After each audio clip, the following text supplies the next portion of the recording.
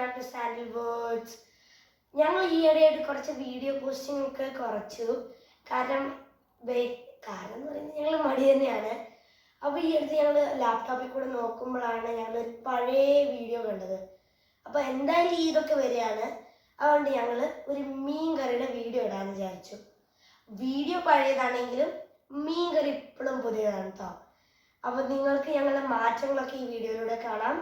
പിന്നെ ഈ തവണ ഞങ്ങൾ നല്ല വീഡിയോ ആയിട്ട് വരുന്നതായിരിക്കും.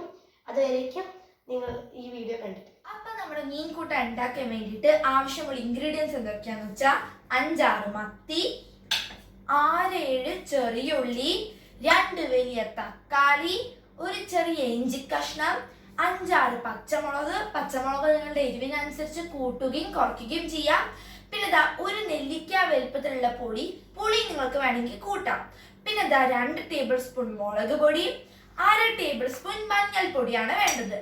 അപ്പൊ ആദ്യം നമുക്ക് നമ്മുടെ ഈ പുളി പിഴിഞ്ഞിട്ട് വെള്ളം എടുക്കാം. അതിനോടൊപ്പം തന്നെ നമുക്ക് നമ്മുടെ ഈ ചെറിയ ഉള്ളി നന്നാക്കി വെക്കുകയും ചെയ്യാം. അപ്പൊ ഞങ്ങൾ ഇതാ പുളി പിഴിഞ്ഞിട്ട് വെള്ളം എടുത്ത് വെച്ചിട്ടുണ്ട്. അതിനോടൊപ്പം തന്നെ ഞങ്ങൾ ചെറിയ ഉള്ളി നന്നായിട്ട് കട്ട് ചെയ്ത് വെച്ചിട്ടുണ്ട്. ഇനി നമുക്ക് ഒരു മിക്സിയുടെ ജാർ എടുത്തിട്ട് ഇതിലേക്ക് നമ്മൾ നേരത്തെ അരിഞ്ഞു വെച്ച ചെറിയ ഉള്ളി, പിന്നെ ഇതാ മുളക് പൊടി, മഞ്ഞപ്പൊടി നമ്മൾ ഇടണം.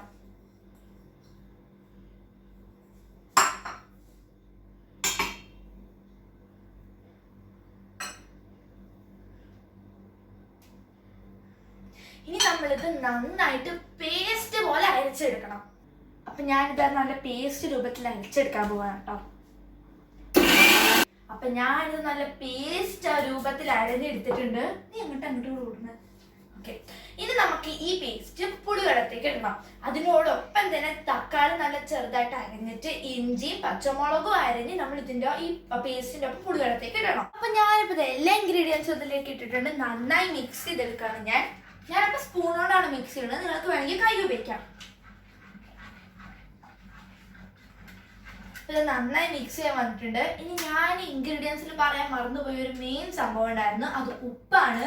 ഉപ്പ് നിങ്ങൾക്ക് നിങ്ങളുടെ ടേസ്റ്റിനനുസരിച്ച് ഇടാം. ഇനി ഉപ്പും കൂടി ഇട്ടതിന് ശേഷം നമുക്ക് ഈ എല്ലാ ഇൻഗ്രീഡിയൻസും കൂടി ഗ്യാസ് സ്റ്റൗവിൽ ഒരു 10 മിനിറ്റത്തോളം വെച്ചിട്ടെടുക്കാൻ വേണ്ടിയിട്ട് വെക്കണം. അപ്പോൾ ഇതാ ഞങ്ങൾ ഗ്യാസ് ഓൺ ആക്കിയിട്ട് ഇത് വെച്ചിട്ടുണ്ട്. നന്നായി വേവട്ടെ. അപ്പോൾ ഇതാ നമ്മുടെ മീൻ കറി നന്നായി വറ്റി വന്നിട്ടുണ്ട്.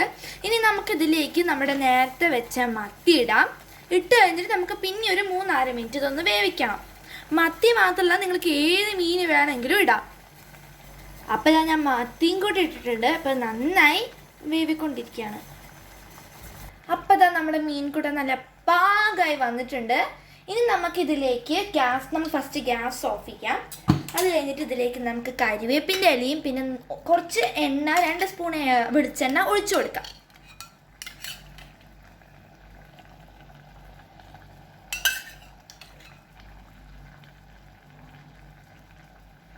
വെളിച്ചെണ്ണ ഇട്ട് ഒഴിച്ച് കഴിഞ്ഞിട്ടുണ്ട്. നമുക്കിതിലേക്ക് കരിവേപ്പിൻ്റെ ഇടുക.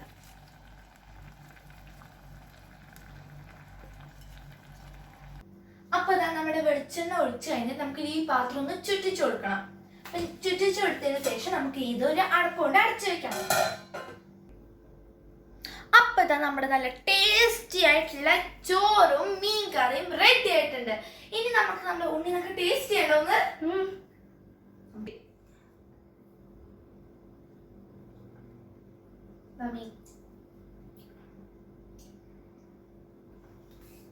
സൂപ്പർ, നല്ല ടേസ്റ്റ് ഉണ്ടോ? അപ്പൊ നമ്മൾ ഉണ്ണി പറഞ്ഞേക്കും നല്ല ടേസ്റ്റ് ഉണ്ടെന്നൊക്കെയാണ്. അപ്പൊ എനിക്കറിയാം, ഞാൻ കഴിച്ചിട്ടില്ല. എന്തൊക്കെയാണെന്ന് വെച്ചാൽ നിങ്ങൾ ഇതൊന്ന് ഉണ്ടാക്കി നോക്കും. നിങ്ങളുടെ അഭിപ്രായങ്ങളൊക്കെ കമന്റ് ബോക്സിൽ പറയൂ.